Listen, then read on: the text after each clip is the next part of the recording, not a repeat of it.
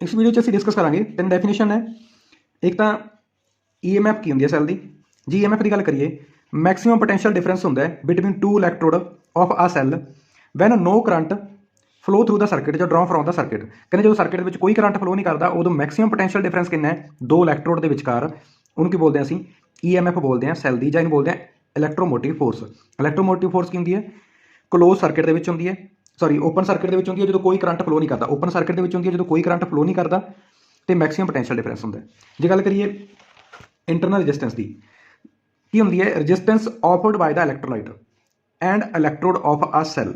ਜਿਹੜੀਆਂ ਇਲੈਕਟ੍ਰੋਲਾਈਟ ਹੁੰਦਾ ਸੈੱਲ ਦੇ ਵਿੱਚ ਤੇ ਇਲੈਕਟ੍ਰੋਡ ਹੁੰਦੀਆਂ ਨੇ ਸੈੱਲ ਦੇ ਵਿੱਚ, ਉਹਨਾਂ ਕਰਕੇ ਜਿਹੜੇ ਸੈੱਲ ਹੈ, ਸੈੱਲ ਦੇ ਵਿੱਚ ਜਿਹੜੀਆਂ ਆਇਨ ਫਲੋ ਕਰਦੀਆਂ ਨੇ ਉਹਨਾਂ ਲਈ ਕਿੰਨੀ ਰੈਜ਼ਿਸਟੈਂਸ ਆਫਰ ਕਰੀ ਜਾਂਦੀ ਹੈ, ਉਹਨੂੰ ਕੀ ਬੋਲਦੇ ਹਾਂ ਅਸੀਂ, ਇੰਟਰਨਲ ਰੈਜ਼ਿਸਟੈਂਸ ਬੋਲਦੇ ਹਾਂ। Defined as the resistance offered by the electrode and electrolyte and electrode of a cell when electric current flow through it। ਕਹਿੰਦੇ ਜਦੋਂ ਕਰੰਟ ਫਲੋ ਕਰ ਰਿਹਾ ਤਾਂ ਜਿਹੜੀਆਂ ਇਲੈਕਟ੍ਰੋਲਾਈਟ ਤੇ ਇਲੈਕਟ੍ਰੋਡ ਨੇ ਉਹ ਕਿੰਨੀ ਰੈਜ਼ਿਸਟੈਂਸ ਪੈਦਾ ਕਰ ਰਹੀਆਂ ਨੇ ਸਰਕਿਟ ਦੇ ਵਿੱਚ, ਉਹਨੂੰ ਕੀ ਬੋਲਦੇ ਆ, ਇੰਟਰਨਲ ਰੈਜ਼ਿਸਟੈਂਸ। ਫਿਰ ਜੇ ਗੱਲ ਕਰੀਏ ਟਰਮੀਨਲ ਪੋਟੈਂਸ਼ੀਅਲ ਡਿਫਰੈਂਸ, ਠੀਕ ਹੈ, ਟਰਮੀਨਲ ਪੋਟੈਂਸ਼ੀਅਲ ਡਿਫਰੈਂਸ ਕੀ ਹੁੰਦਾ ਹੈ, of a cell defined as the potential difference between the two electrode of a cell when closed circuit। देखो जे ਇਹ ਹੁੰਦੀ ਹੈ ਓਪਨ ਸਰਕਿਟ ਦੇ ਵਿੱਚ, ਇਹ ਹੁੰਦੀ ਹੈ ਕਲੋਜ਼ ਸਰਕਿਟ। ਡੈਫੀਨੇਸ਼ਨ ਦੋਨਾਂ ਚੀਜ਼ਾਂ ਦੀ ਸੇਮ ਹੈ। EMF ਤੇ ਪੋਟੈਂਸ਼ੀਅਲ ਡਿਫਰੈਂਸ ਦੀ ਡੈਫੀਨੇਸ਼ਨ ਸੇਮ ਹੁੰਦੀ ਹੈ। ਇਹ ਹੁੰਦੀ ਹੈ ਓਪਨ ਸਰਕਿਟ ਦੇ ਵਿੱਚ, ਇਹ ਹੁੰਦੀ ਹੈ ਕਲੋਜ਼ ਸਰਕਿਟ ਦੇ ਵਿੱਚ। ਇਸ ਟਾਈਮ ਤੇ ਕੋਈ ਕਰੰਟ ਨਹੀਂ ਫਲੋ ਕਰਦਾ ਹੁੰਦਾ, ਇਹਦੇ ਵਿੱਚ ਕਰੰਟ ਫਲੋ ਕਰਦਾ ਹੁੰਦਾ ਕਿਉਂਕਿ ਸਰਕਿਟ ਕੀ ਹੈ, ਕਲੋਜ਼ ਹੈ।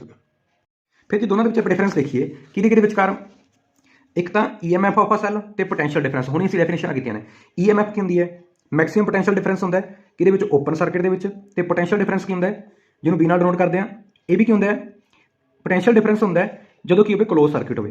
ਇਹ ਕਿਹਦੇ ਵਿੱਚ ਹੁੰਦਾ ਹੈ, ਓਪਨ ਸਰਕਿਟ ਦੇ ਵਿੱਚ, ਇਹ ਕਲੋਜ਼ ਸਰਕਿਟ ਦੇ ਵਿੱਚ। ਇਹਦੇ ਵਿੱਚ ਕੋਈ ਕਰੰਟ ਫਲੋ ਨਹੀਂ ਕਰਦਾ ਹੁੰਦਾ, ਇਹਦੇ ਵਿੱਚ ਕਰੰਟ ਫਲੋ ਕਰ ਰਿਹਾ ਹੁੰਦਾ ਉਦੋਂ ਅਸੀਂ ਇਹਨੂੰ ਮਾਪਦੇ ਹੈਗੇ, ਨੋਟ ਕਰਦੇ ਹਾਂ।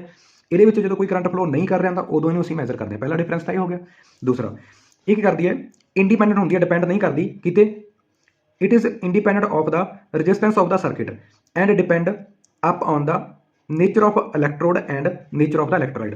ਕਿਉਂਕਿ ਦੇਖੋ ਜਦੋਂ ਕੋਈ ਕਰੰਟ ਹੀ ਨਹੀਂ ਫਲੋ ਕਰ ਰਿਹਾ ਸਰਕਿਟ ਦੇ ਵਿੱਚ, ਜਦੋਂ ਸਵਿਚ ਆਫ ਹੈ ਤਾਂ ਇਹਦਾ ਮਤਲਬ ਸਰਕਿਟ ਦੀ ਰੈਜ਼ਿਸਟੈਂਸ ਤੇ ਡਿਪੈਂਡ ਕਰਦੀ ਨਹੀਂ, ਸਰਕਿਟ 'ਚ ਕਿੰਨੀ ਰੈਜ਼ਿਸਟੈਂਸ ਲੱਗੀ ਹੈ, ਇਹਦਾ ਤਾਂ ਉਹਨੂੰ ਕੋਈ ਲੈਣਾ ਦੇਣਾ ਨਹੀਂ ਹੈਗਾ ਕਿਉਂਕਿ ਸਰਕਿਟ ਕੀ ਹੈ, ਓਪਨ ਹੈਗਾ, ਕੋਈ ਕਰੰਟ ਨਹੀਂ ਫਲੋ ਕਰ ਰਿਹਾ। ਜਦੋਂ ਓਪਨ ਹੈ ਤਾਂ ਕਿਤੇ ਡਿਪੈਂਡ ਕਰਨੀ ਹੈ, ਜਿਹੜੇ ਸੈੱਲ ਦੇ ਵਿੱਚ ਇਲੈਕਟ੍ਰੋਡ ਨੇ ਤੇ ਇਲੈਕਟ੍ਰੋਲਾਈਟ ਹੈਗਾ, ਇਹ 'ਤੇ ਡਿਪੈਂਡ ਕਰਨੀ।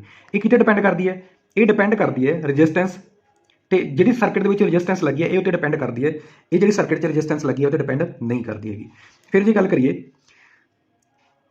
ਦ term EMF is used for the source of electric current, ਯਾਨੀ ਕਿ ਇਲੈਕਟ੍ਰਿਕ ਕਰੰਟ ਲਈ ਕੀ ਸੋਰਸ ਹੈ, ਉਹਦੇ ਲਈ ਅਸੀਂ ਟਰਮ ਕੀ ਯੂਜ਼ ਕਰਦੇ ਹਾਂ, EMF ਯੂਜ਼ ਕਰਦੇ ਹਾਂ। ਤੇ ਜਿਹੜਾ ਪੋਟੈਂਸ਼ੀਅਲ ਡਿਫਰੈਂਸ ਹੈ ਉਹ measure between any two point of the electric circuit. ਇਹ ਦੋ ਪੁਆਇੰਟ ਦੇ ਵਿਚਕਾਰ ਮੈਜ਼ਰ ਕਰਦੇ ਹਾਂ, ਇਹਨੂੰ ਕਦੋਂ ਯੂਜ਼ ਕਰਦੇ ਹਾਂ, ਸੋਰਸ ਆਫ ਇਲੈਕਟ੍ਰਿਕ ਕਰੰਟ ਲਈ। ਇਹ ਕਿਸੇ ਚੀਜ਼ ਦਾ ਕੀ ਹੈ, ਕਾਜ਼ ਹੈ, ਇਹ ਕੀ ਹੈ, ਇਫੈਕਟ ਹੈ। ਸਮਝ ਆ ਗਈ। ਇਹਦੇ ਵਿਚਕਾਰ ਡਿਫਰੈਂਸ ਹੈ। ਕਈ ਵਾਰ ਪੁੱਛ ਲੈਂਦੇ ਨੇ ਐਗਜ਼ਾਮ ਦੇ ਵਿੱਚ, ਡਿਫਰੈਂਸ ਪੁੱਛ ਲੈਂਦੇ ਨੇ ਜਾਂ ਦੀ ਡੈਫੀਨੇਸ਼ਨ ਪੁੱਛ ਲੈਂਦੇ ਨੇ, ਕੋਈ ਵੀ ਸ਼ਾਰਟ ਆਨਸਰ ਟਾਈਪ ਕੁਐਸਚਨ ਪੁੱਛਿਆ ਜਾ ਸਕਦਾ।